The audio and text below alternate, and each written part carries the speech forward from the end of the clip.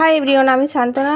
তো সকলকে জানাই গুড মর্নিং। আমার ব্লগে সকলকে স্বাগতম। আর আজকে যেহেতু স্যাটারডে, দেখো সকাল সকাল আমি পুজো সেরে নিলাম। আর সকাল সকাল পুজোটা সেরে নিলে আমার যে কি মনে একটা আনন্দ বা শান্তি আছে তোমাদের কি বলবো। যাই হোক, দেখো পুজো তো আমার কমপ্লিট। আর এইদিকে দেখো আমার গোপালের মানে জামা কাপড়গুলো ভালো করে ধুয়ে শুকনো করতে দিয়ে দিয়েছি। আর যেহেতু গোপালকে স্নান করানো হয়েছে, তো গোপালকে প্রায় গরমেতে স্নান করে। আর এইদিকে দেখো অলরেডি জল এসে গেছে কলে। এত জোরে জল যে জলগুলো আগে তাড়াতাড়ি ভরে নিলাম, কারণ এত জোরে জল যেহেতু আর বেশিক্ষণ থাকবে না, তাই আগে সমস্ত বালতিগুলোকে ভরে নিলাম। আর জলটা প্রচণ্ড গতি আছে, আর গরমেতে জলটা প্রচণ্ড প্রয়োজন, কারণ এই গরমেতে জল ছাড়া কিছুই হয় না গাইস।